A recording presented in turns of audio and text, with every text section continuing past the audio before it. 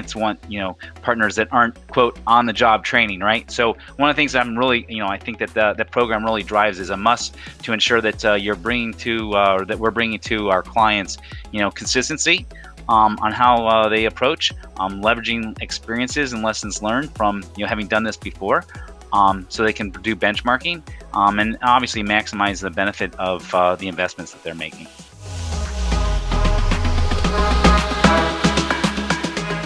So, we went through the exercise of making sure our practitioners understood, what is the future of where automation is going? How does the, AA's platform help support that?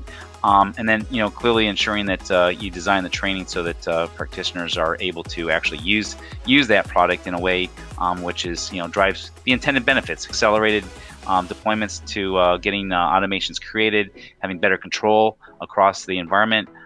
We have, here at Deloitte, we have, a pretty large organization across the globe, if you will.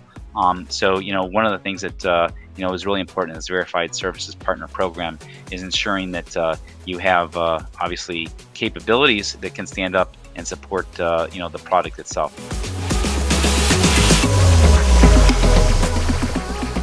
It's not just about technology, it's about how to solve business problems with that technology.